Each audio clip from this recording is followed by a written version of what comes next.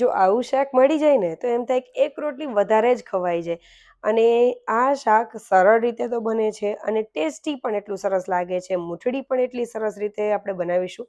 તો જરૂરથી વિડીયોને એન્ડ સુધી જોતા રહેજો. તમારું સ્વાગત છે મારી ચેનલમાં અને આપ સૌને મારા જય શ્રી કૃષ્ણ. તો ચાલો શરૂ કરીએ આજની રેસીપી.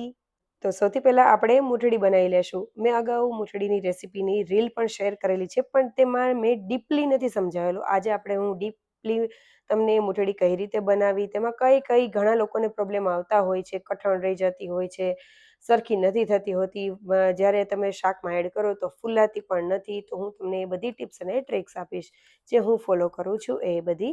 તો જરૂરથી એન્ડ સુધી જોતા રહેજો. તો સૌથી પહેલાં આપણે એક બાઉલ લઈ લઈશું. તેમાં મેં મેથી લીધેલી છે. મેથીને ધોઈને સરસ એવી બારીક એવી કટ કરી લેશું.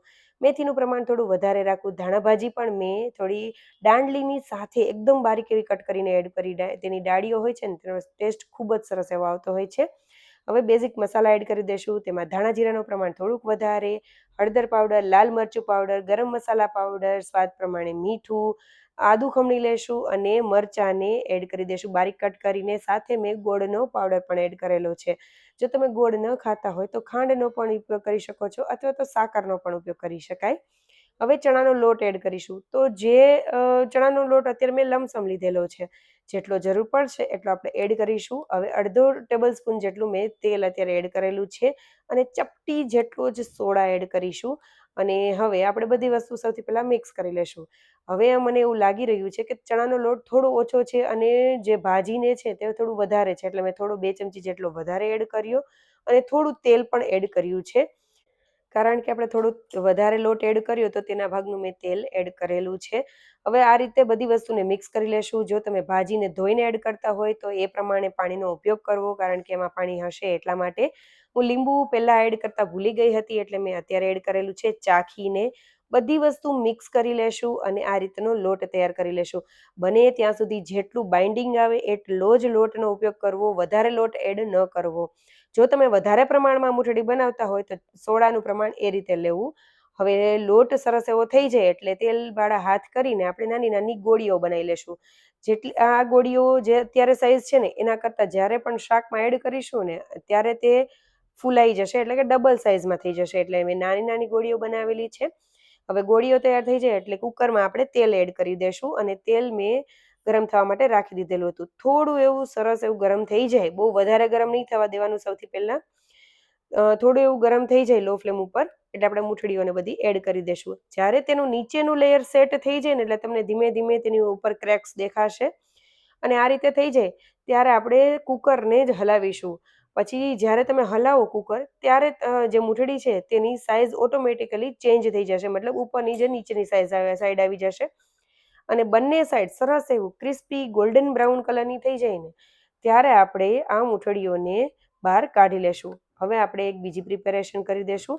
જરૂર પડે તો મૂઠડીને હલાવવા ચમચીથી હળવા હાથે હલાવવી અને કાચી જ્યારે લાગે ત્યારે હલાવી નહીં, નહીંતર ભાંગી જશે. હવે આપણે ખરલ લઈ લેશું. તેમાં મેં લસણ, કોથમરીની દાંડલીઓ અને મરચાં એડ કરેલા છે. સાથે આપણે આદુને ખમણી લેશું. તો આ પેસ્ટ જે છે તે આપણા શાકમાં એડ કરીએ ને તો ખૂબ જ સ્વાદિષ્ટ એવી લાગે છે. અને ખાસ જે કોથમરીની દાંડલીઓ છે ને તે એડ કરજો, તેનો ટેસ્ટ ખૂબ જ સરસ આવતો હોય છે. તો હવે આપણે તેને સરસ એવું મીઠું એડ કરીને ખાંડી લેશું. હવે મેં અહીંયા એક ટમેટું લીધેલું છે, તેને બારીક એવી કટ કરી લેશું. કારણ કે આ બધી પ્રોસેસ જે છે તે વહેલા કરી લઈએ ને તો શાક બનાવવું ઇઝી થાય, એટલે મતલબ ફટાફટ થઈ જાય. હવે જે આ તેલ છે જેમાં મૂઠડીઓ તળેલી છે તે આપણે આ શાકમાં જ યુઝ કરીશું, કારણ કે તેની જે ફ્લેવર છે ને મૂઠડીમાં જે મેથી ને બધું એડ કરેલું હતું ને તેની ફ્લેવર બધી આમાં આવી ગઈ હોય છે. અને આજે જે આપણે શાક બનાવવાના એ દાણા મૂઠિયાનું શાક બનાવવાના છીએ. એટલે જે તુવેર છે તેને દાણા કહેવાય છે.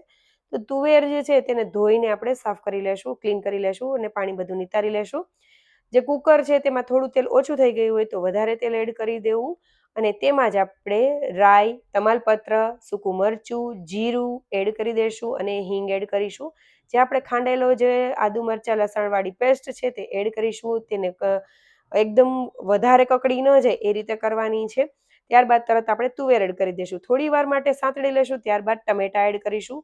અહીંયા મને થોડી તુવેર ઓછી લાગતી હતી એટલે મેં વટાણા એડ કરેલા છે. બધી વસ્તુ સરસ એવી મિક્સ કરી લેશું અને આ શાકમાં તેલનું પ્રમાણ થોડું ચડિયાતું હોય છે. હવે તેમાં હળદર પાવડર, ધાણા જીરા પાવડર, લાલ મરચું પાવડર, થોડું ગરમ મસાલા પાવડર અને કાશ્મીરી લાલ મરચું મેં એડ કરેલું છે કલર માટે.